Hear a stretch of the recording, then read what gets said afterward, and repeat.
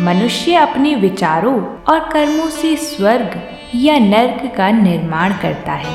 लेकिन क्या हो जब कोई भूलवश गलत राह पर चला जाए? क्या उसका उद्धार संभव है? जय माता दी दोस्तों, ओम नमः शिवाय। आप सभी गंगा व्रत कथा को सुन रहे हैं। आज हम सभी पाप मोचनी एकादशी की पूर्ण व्रत कथा सुनेंगे, जो हमें पापों से मुक्ति और जीवन में सच्चे सुख का मार्ग दिखाएगी। जब महाभारत काल में महाराज युधिष्ठिर ने भगवान श्री कृष्ण से पूछा कि हे केशव, वह कौन सा व्रत है जिसमें मनुष्य अपने पापों से मुक्त होकर परम गति को प्राप्त कर सकता है, तब श्री कृष्ण ने उन्हें पाप मोचनी एकादशी की महिमा बताई। भगवान श्री कृष्ण ने कहा, हे युधिष्ठिर, चैत्र मास के कृष्ण पक्ष की एकादशी को पाप मोचनी एकादशी के नाम से जाना जाता है। एक बार की बात है कि पृथ्वीपति राजा मानधाता ने लोमश ऋषि से यही प्रश्न किया था जो तुमने मुझसे आज किया है। अंततः जो कुछ भी ऋषि लोमश ने राजा मानधाता को बताया था, वही मैं तुमसे कह रहा हूँ। राजा मानधाता ने धर्म के गहरे रहस्यों के ज्ञाता महर्षि लोमश से पूछा कि हे ऋषिवर, मनुष्य के पापों का मोचन किस प्रकार संभव है? कृपया करके कोई ऐसा सरल उपाय बताइए जिससे सभी को सहज ही पापों से छुटकारा मिल जाए। तब महर्षि लोमश ने कहा, हे नृपति, चैत्र मास के कृष्ण पक्ष की एकादशी का नाम पाप मोचनी एकादशी है। उसके व्रत के प्रभाव से मनुष्य के अनेक पाप नष्ट हो जाती हैं। मैं तुम्हें इस व्रत की कथा सुनाता हूँ, तुम इसे ध्यान पूर्वक सुनना। बहुत समय पहले चैत्रथ नाम का एक उपवन था। उस वन में अप्सराएं किन्नरों के साथ विहार किया करती थीं। वहाँ सदैव वसंत का मौसम रहता था। पूरे वन में पुष्प खिले रहते थे। कभी गंधर्व कन्याएं विहार किया करती थीं, कभी देवराज इंद्र अन्य देवताओं के साथ क्रीड़ा किया करते थे। उसी वन में एक महान तपस्वी थे जिनका नाम महर्षि मेधावी था। वे भगवान शिव के अनन्य भक्त थे और कठिन तपस्या में लीन रहते थे, जिनकी तपस्या अनेक प्रकार से भंग करने का प्रयत्न स्वर्ग की अप्सराएं करती थीं।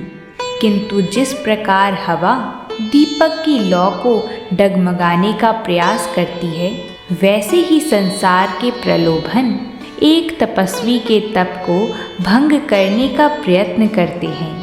मंजू घोषा अप्सरा ने उनका तप भंग करने का निश्चय किया।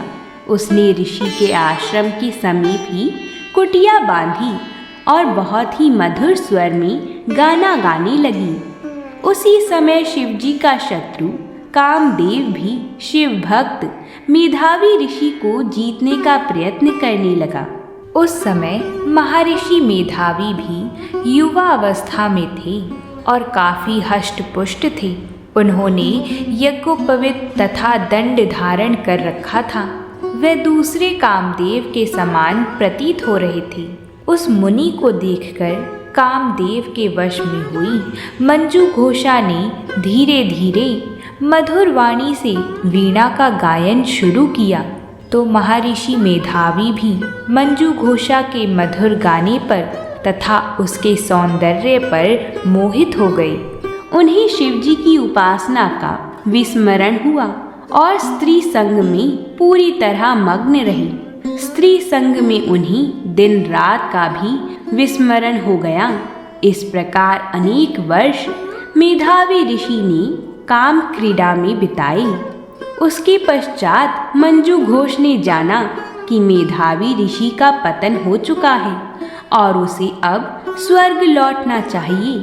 प्रणय में मग्न ऋषि को वह कहने लगी, हे ऋषिवर, कृपया मुझे स्वर्ग लोक में लौटने की अनुमति दीजिए। उस पर मेधावी ऋषि ने उत्तर दिया, हे सुंदरी, आज संध्या को तुम मेरे पास आई हो।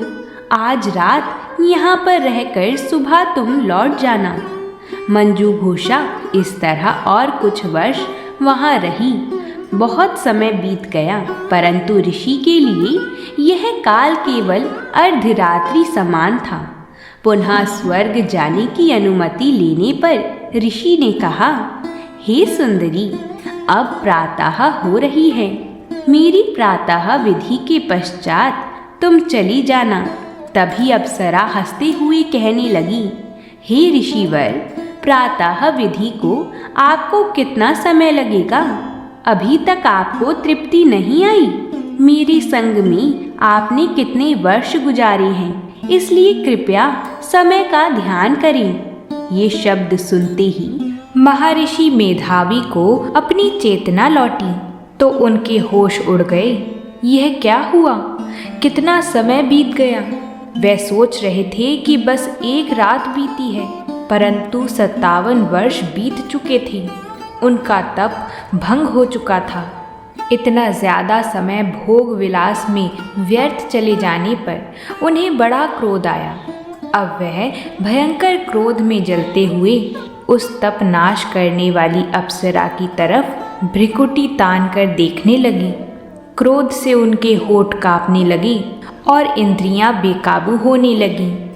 क्रोध से थरथराते स्वर में मुनि ने उस अप्सरा से कहा, मेरे तप को नष्ट करने वाली दुष्टा, तू महापापिन और बहुत ही दुराचारणी है। तुझ पर धिक्कार है। अब तू मेरे श्राप से पिशाचिनी बन जाएगी। मुनि के क्रोध युक्त श्राप से वह अप्सरा पिशाचिनी बन गई।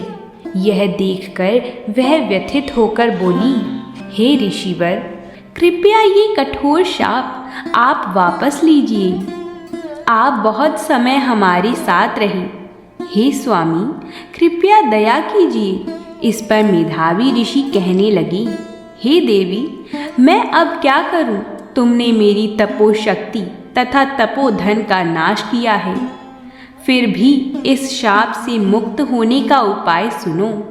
चैत्र मास के कृष्ण पक्ष में जो पाप मोचनी एकादशी आती है, उस दिन इस एकादशी व्रत का कठोर पालन करने से इस पिशाच योनि से तुम्हें मुक्ति मिलेगी। इतना कहकर मेधावी ऋषि अपने पिता चैवन ऋषि के आश्रम लौट आए। चैवन ऋषि ने अपने पुत्र मेधावी को देखकर कहा, ऐसा क्या किया है तूने जिससे तुम्हारा समस्त तेज मलिन हो गया? मेधावी मुनि ने लज्जा से अपना सिर झुकाकर कहा, पिताश्री, मैंने एक अप्सरा से रमण करके बहुत बड़ा पाप किया है। इसी पाप के कारण संभवतः मेरा सारा तेज और मेरा तप नष्ट हो गए हैं। कृपया करके आप इस पाप से छूटने का उपाय बतलाइए। ऋषि ने कहा, हे पुत्र, तुम चैत्र माह के कृष्ण पक्ष की पाप मोचनी एकादशी का विधि तथा भक्ति पूर्वक उपवास करो। इससे तुम्हारे सभी पाप नष्ट हो जाएंगे। अपने पिता चैवन ऋषि के वचनों को सुनकर मेधावी मुनि ने पाप मोचनी एकादशी का विधि पूर्वक व्रत किया। उसके प्रभाव से उनके सभी पाप नष्ट हो गए। मंजू घोषा अप्सरा भी पाप मोचनी एकादशी का उपवास करने से पिशाचनी की देह से छूट गई और पुनः अपना सुंदर रूप धारण करके स्वर्ग लोक चली गई। लोमश मुनि ने कहा, हे राजन, इस पाप मोचनी एकादशी के प्रभाव से समस्त पाप नष्ट हो जाते हैं। इस एकादशी की कथा के श्रवण और पठन से 1000 गौदान करने का फल प्राप्त होता है। इस उपवास के करने से ब्रह्म हत्या करने वाली, स्वर्ण चुराने वाली, मदिरा पान करने वाली, अगम्यागमन करने वाले आदि भयंकर पाप भी नष्ट हो जाते हैं और अंत में स्वर्ग लोक की प्राप्ति होती है।